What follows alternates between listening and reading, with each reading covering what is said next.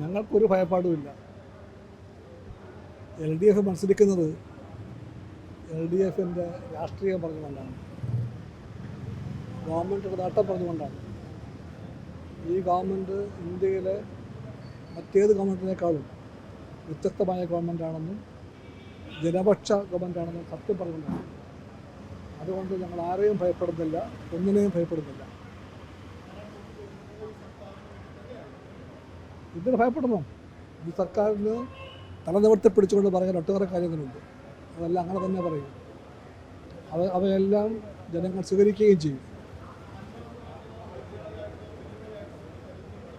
ഞങ്ങളത് പലവട്ടം പറഞ്ഞു കഴിഞ്ഞു. അതൊരു സോപ്പ് കുമിളയാണ്. കമ്മ്യൂണിസ്റ്റ് പാർട്ടിയുടെ സ്റ്റേറ്റ് സെക്രട്ടറി ചന്ദ്രപ്പൻ പണ്ടേ പറഞ്ഞു, ആരാണ് അൻവർ എന്ന്. അൻവർ നമ്മുടെ രാഷ്ട്രീയത്തിൻ്റെ നീതിബോധമുള്ള ഒരു പാർട്ടിക്കും നിരക്കാത്ത ഒരാളാണ്.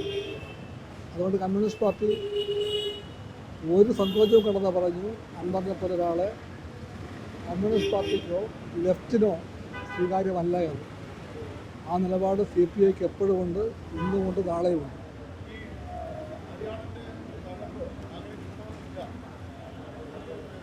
അത് ഷൗക്കത്തിനും അറിയാമല്ലോ, എല്ലാവർക്കും അറിയാം.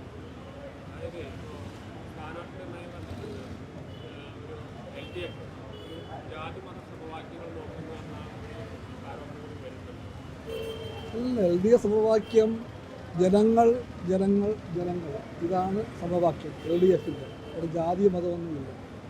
എല്ലാ മതങ്ങളിലും പെട്ട ജനങ്ങളാണ് LDFിൻ്റെ അടിസ്ഥാനം.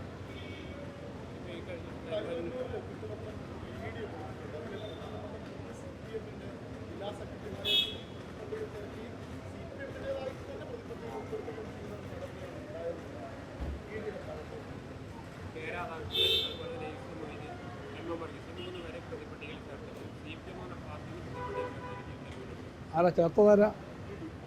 എന്താ ED?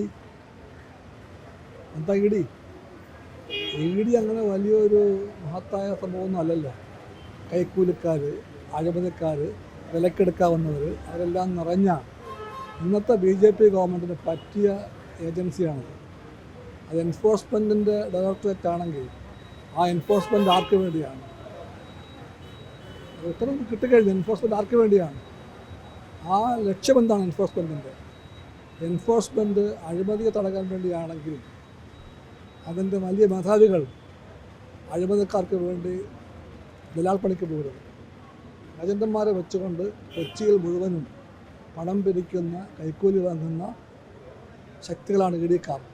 ആ ED ഇവിടെ വന്ന് എന്തോ ചെയ്യുമെന്ന് പറഞ്ഞാൽ ആരെ ഭയപ്പെടുത്താൻ വേണ്ടിയാണ്? ആദ്യമായിട്ട് രാഷ്ട്രീയമാണ്.